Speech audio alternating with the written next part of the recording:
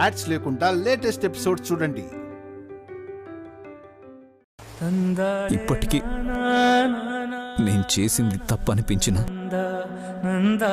మోసం అనిపించినా, అన్యాయం అనిపించినా, నువ్వు వేసే ఏ శిక్షకైనా నేను సిద్ధమే నాయని. నువ్వు నాతో మాట్లాడకుండా గంట అయింది. ఈ 60 నిమిషాల నుంచి నా గుండె నలిగిపోతూనే ఉంది. ఆగిపోయినా పర్లేదు, కానీ పశ్చాత్తాపంతో పని చేయలేని చెప్తుంది నాయని.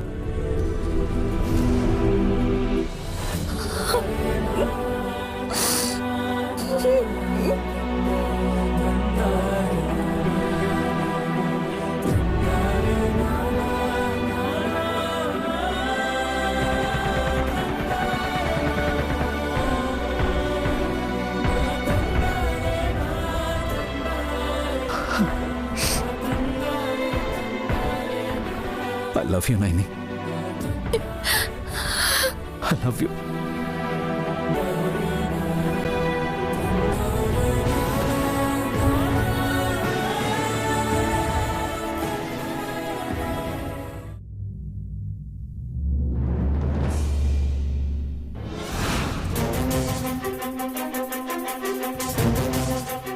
గానవి ఎక్కడ?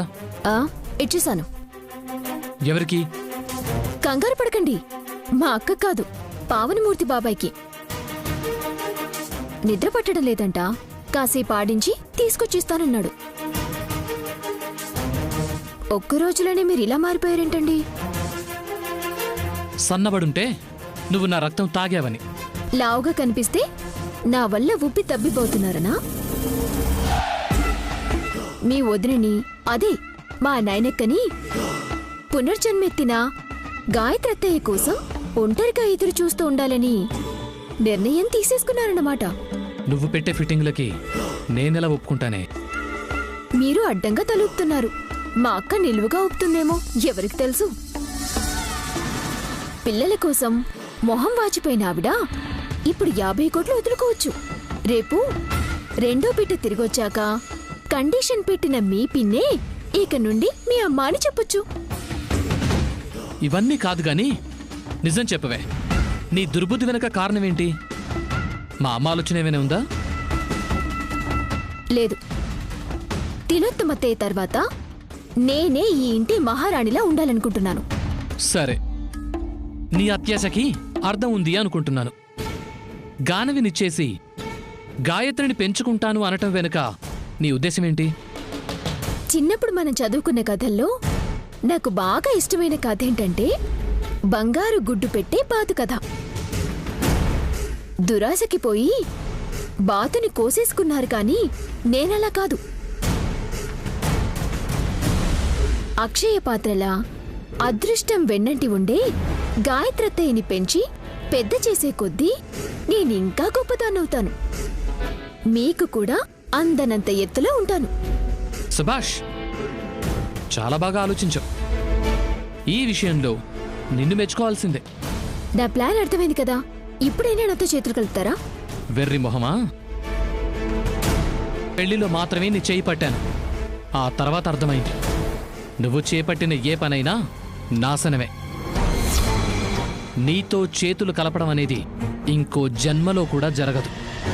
మంచిది చెప్పారుగా, ఇంక పడుకోండి. ఇంకో విషయం విను. గాయత్రి పెద్దమ్మ నాయని వదిన దగ్గరే పెరుగుతుంది. ఎవరెత్తుకుపోయారో ఎక్కడుందో తెలీదు. దొరికేలోపు ఎన్నేళ్ళవుతుందో ఏమో. అప్పుడు నేనే మీ అమ్మని అని నైనక్క అన్నా, సారీ ఆంటీ మీరెవరూ నాకు తెలీదు అనిందనుకోండి, గోవిందనే కదా. పిచ్చిదానా, రక్తానికి చెడు వాసనుంటుంది కానీ రక్త సంబంధానికి అడ్డు అనేదే ఉండదు. పెద్దమ్మ పేగు మాత్రమే తెంచుకుంది. ఒక్కసారి దగ్గరైతే ఈ జన్మాంతం ప్రేమ పంచుతూనే ఉంటుంది. Mind it.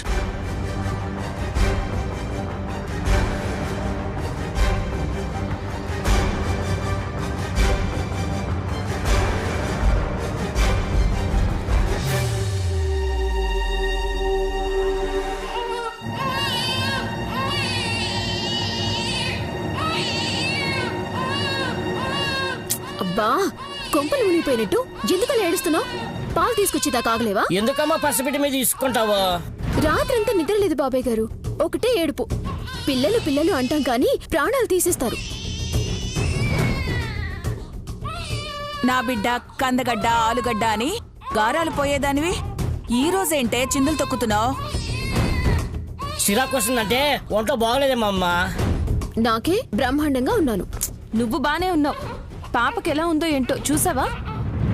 నా కూతురికే నా పోలికలొచ్చి అందంగా ఉంది. నీ మొహం. పాపకు సుస్థి చేసిందో ఏమో చూడమంటున్నాను. అక్క, అయ్యో, ఒళ్ళు కాలిపోతుంది.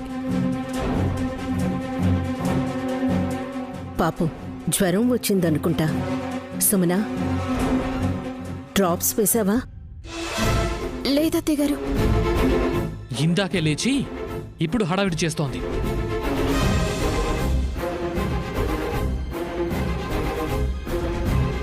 రాత్రంతా నిద్రలేదందే. గానవికి నిద్ర లేదు. తనకే గురకలు పెట్టి పడుకుంది.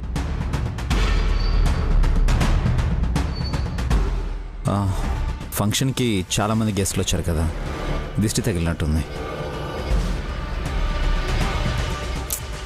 అవును బాబు గారు, ఇది దిష్టి జ్వరమే. శాస్త్రి గారి మనవరాలు హాసినక్క కొడుకు ఇద్దరికి రాని జ్వరం గానవికి ఎందుకు వస్తుంది?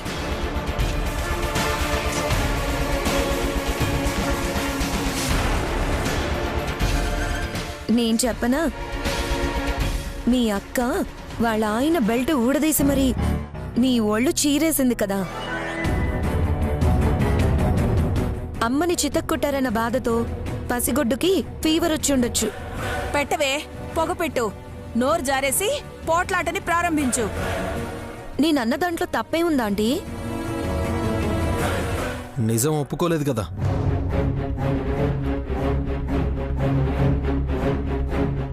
ఈ లెక్కన చిన్నారికుండే కనికరం నైనికి సుమన మీద లేదనేగా? పొరపాటు పడుతున్నారమ్మా. గాయత్రికి పుండరీనాథం బాబుకి జ్వరం రాకపోవడానికి కారణం శాస్త్రి గారిచ్చిన నల్లదారాలు వాళ్ళిద్దరి చేతులకి కట్టడమే.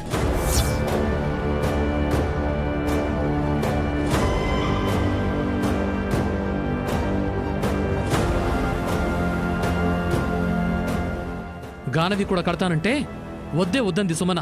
ఇప్పుడు చూడు, దిష్టి జ్వరం తగిలింది. మీరేదో డాక్టర్ అయినట్టు మీకు మీరే నిర్ణయం చేస్తున్నారే. ఆ పిల్లలకు కట్టింది ఆఫ్టర్ ఆల్ దారం. మెళ్ళో హారం వేసినట్టు గొప్పలు చెప్పుకోకండి. నీకు కొంచెమైనా బుద్ధుందా? మంచి మాట చెప్తే అర్థం చేసుకోలేని ఇంకిత జ్ఞానం కూడా లేదా? నా బిడ్డని నువ్వెత్తుకొని నాకు నిధులు చెప్తావేంటక్క? పిచ్చి. పాప నా దగ్గర ఉన్నప్పుడు ఏడు పాపింది. పాలు తాగించాక ఇస్తానులే. ఏ పాలు? ఇంకెన్ని రకాలున్నాయే తల్లి. లోకల్లో లేని పిల్ల నీకే ఉన్నట్టు చేస్తావు. బిడ్డ జ్వరంతో బాధపడుతున్నప్పుడు తల్లి పాలిస్తే త్వరగా కోలుకుంటుంది.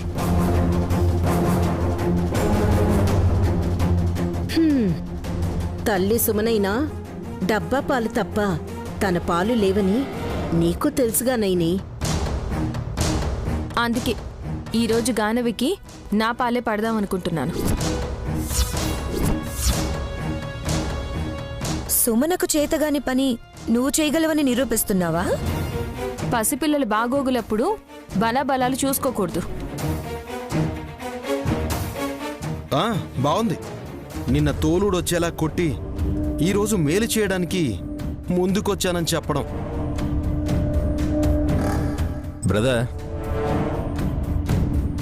నిన్న సుమన నోరు జారినందుకే నైనికి కోపం వచ్చింది. ఈరోజు గానవి కోసం పాలిస్తాను అంటుంది.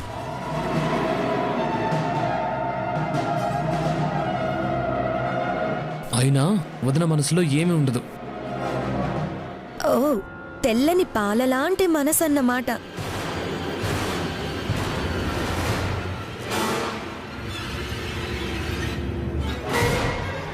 అంతే కదమ్మా. దయ చూపిస్తుంటే ఎందుకు బుక్కులు లెక్క వేసుకుంటున్నారు? పోగొట్టుకునే ఇంకో బిడ్డని వెతుక్కోకుండా చెల్లెలి కూతుర్ని ఎత్తుకొని సేవలు చేయడం చూస్తూ ఉంటే మీకేమనిపిస్తుందా ఆంటీ? వద్దులే కసి. నేనొకటి చెప్తే వీళ్ళు ఇంకోలా అర్థం చేసుకుంటారు. చెప్పండి అత్తయ్య, అర్థం చేసుకోకపోవటానికి నేనేం హాసనతని కాదు.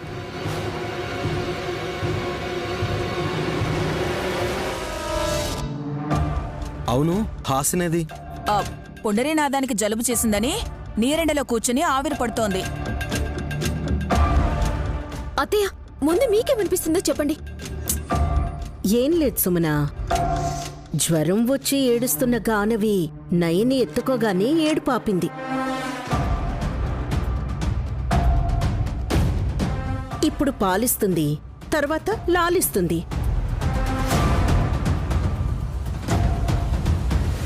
బిడ్డ నయనికే అలవాటు పడితే నీకే పిల్లలు లేరు అనుకుంటారు ఎవరైనా చూస్తే.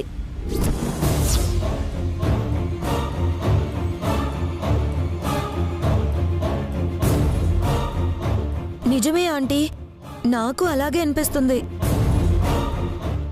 ఎవరో ఏదో అనుకుంటే అది నిజం కాదు కదమ్మా.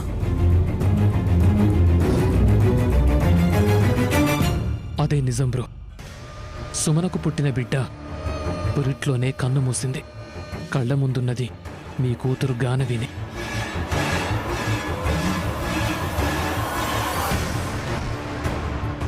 సుమన ఏమీ అనట్లేదంటే రాజీ పడినట్టే.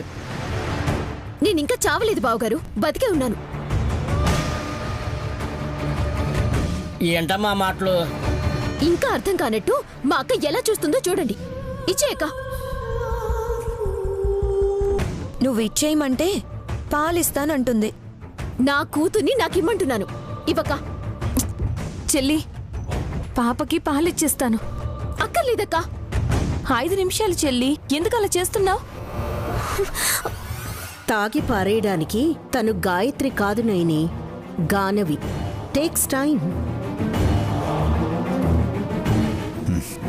తల్లి బిడ్డకి పాలిచ్చే సమయాన్ని బేరీజు వేసుకోకూడదమ్మా. నువ్వు అలా అనుకునే వల్లభ విక్రాంతులకి పాలిచ్చావా వదినా?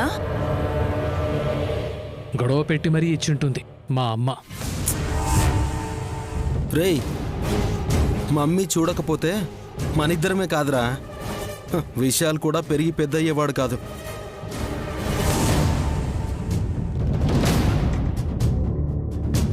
ఆ కృతజ్ఞత ఉంది కాబట్టే అమ్మని అభిమానిస్తున్నాను అన్నయ్య.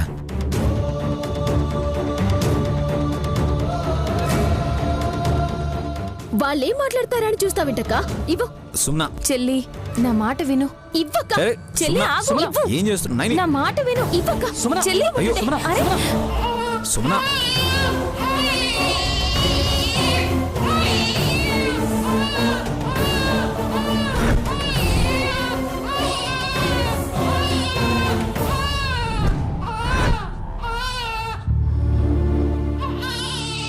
నీ బిడ్డనెవరో ఎత్తుకుపోయారన్నావు కదా. ఏ చెత్తకుప్పలో పడేశారో వెళ్ళి వెతుక్కోపో. సుమనా, సుమనా, సుమనా, సుమనా, సుమనా, సుమనా, సుమనా.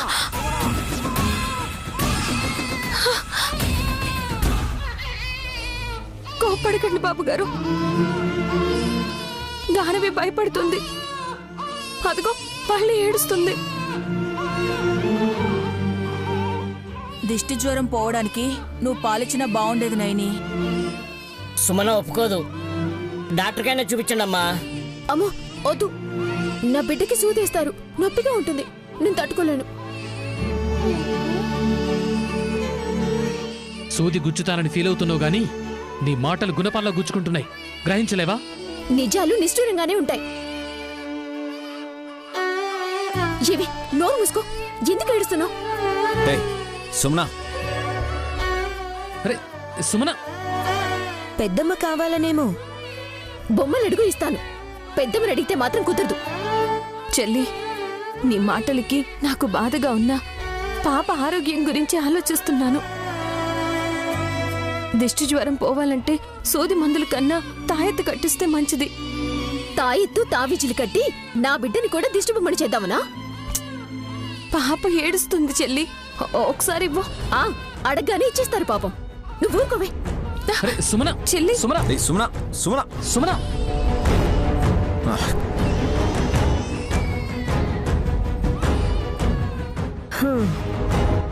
సుమన అర్థం చేసుకుని నయన్ని పాలిచ్చేలా చేసుంటే బాగుండేది.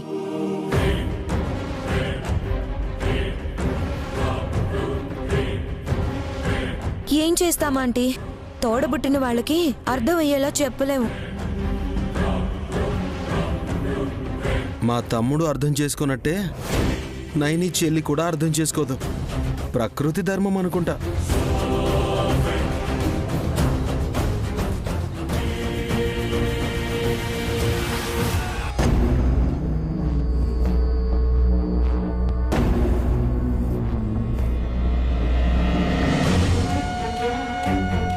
ఒక నిమిషం బుల్లిబాబు గారు. ఏంటో త్వరగా చెప్పు. అంత అర్జెంట్ ఏంటి? ఇల్లు విడిచి వెళ్ళిపోతున్నారా? అదృష్టం అనుకోగానే రాదు. వచ్చింది, నేను చెప్పేది వింటే. నిజమా చిట్టి? ఇలాంటి వినాలంటే నాకెంత ఇష్టమో. చెప్పు చెప్పు. గానవిని నయనక్కకి ఇచ్చేద్దాం అనుకుంటున్నాను.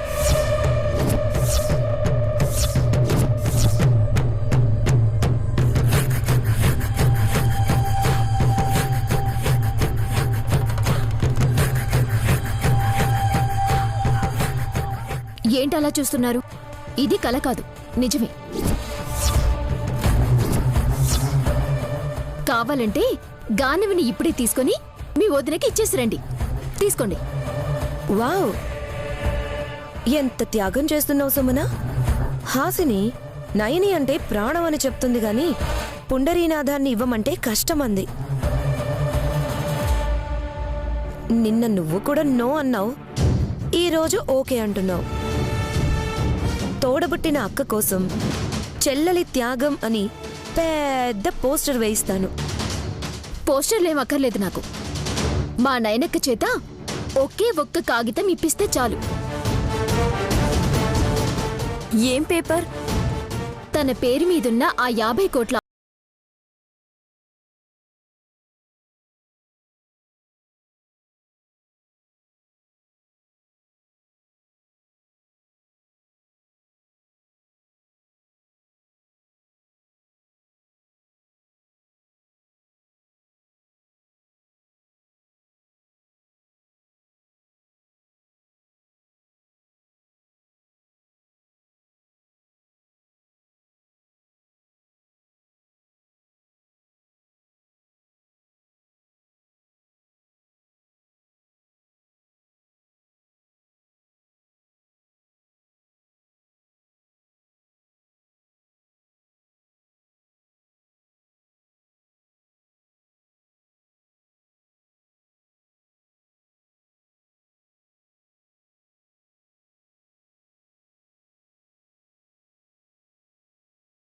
అది నిజమే విక్రాంత్.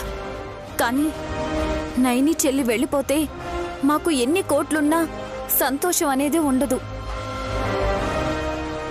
సుమన చెప్పాలి హాసిని, నువ్వు కాదు.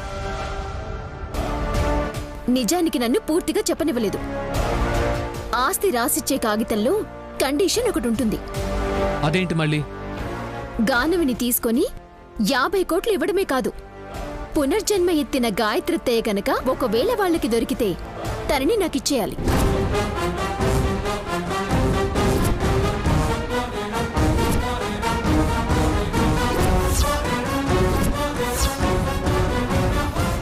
వావ్, ఏం ఆలోచించావు సుమన. బ్రిలియంట్ బ్రెయిన్ నీది. బ్రిలియంటా అల్లం సొంట? నైని బతుకుతున్నదే గాయత్రి అత్తయ్య కోసం. అమ్మ అని పిలుస్తూ ఎప్పుడెప్పుడు దగ్గరవుతారా అని నిబ్బరంగా ఉంటే శుభ్రంగా ఆస్తి రాయించుకొని తన ఆశయాన్ని కూడా బుట్టలో వేసుకోవాలనుకుంటున్నావా? నీ బుద్ధి ఊర కుక్కలు ఎత్తుకెళ్ళా. ఇంత దారుణంగా ఆలోచిస్తున్నావేంటి సుమనా నువ్వు? కండిషన్స్ కి ఒప్పుకోకపోతే నా కూతుర్ని నాకిచ్చే. అరే సుమన,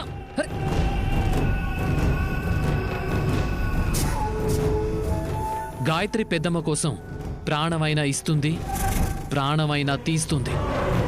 ఇది నువ్వే కాదు, కసి లాంటి వాళ్ళు కూడా గుర్తుపెట్టుకుంటే చాలా మంచిది. సో నయని పిల్లల్లేని పాలమ్మగానే ఉంటుందన్న మాట. ఓ సిస్సారమ్మో, విశాలు చెల్లి కనుక మళ్ళీ మాకు బిడ్డ పుడితే బావుంటుందని అనుకుంటే క్యార్ మనిపించడం ఎంతసేపు? దేబిరి మొహాలేసుకొని లెక్కలేసుకొచ్చారు.